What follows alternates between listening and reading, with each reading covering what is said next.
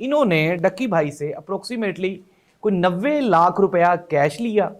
और 3,26,000 डॉलर्स। जी हाँ नाज़रीन, जब हम इनको पाकिस्तानी रुपीस में कन्वर्ट करते हैं तो ये अप्रोक्सीमेटली कोई 10 करोड़ रुपया बनता है। अब ये जो 3,26,000 डॉलर्स हैं ये किस तरह से ट्रांसफर हुए, ये 90 लाख रुपया कैश और चेक्स किस किस ने किस किस को कहां कहां पहुंचाया, आए मैं आपको हाल सुनाता हूं। नाज़रीन, पाकिस्तान की national cyber crime control agency Islamabad का हेड ऑफिस इस वक्त कुछ भी नहीं है, सिर्फ और सिर्फ रिश्वत सतानी और पैसा इकट्ठा करने का एक मरकज बना हुआ है। डक्की भाई का केस था, मैंने आपको खबर दी थी चंद रोज पहले, ये जो इसका investigation officer deputy director Mohammad Usman है ये लापता हो गया था और मैंने आपको बताया था, हमारे सोर्सेज ने पता किया था कि ये जो मौसूफ हैं ये पैसे लेके गायब हुए हैं और बहुत जल्द ये गिरफ्तार भी हो जाएंगे। और बिल आखिर FIA लाहौर ने अब 4 अफसरान को, ये जो सरफराज चौधरी समेत 4 जो ऑफिसर्स हैं NCCA के, इनको गिरफ्तार कर लिया। और इनके ऊपर जो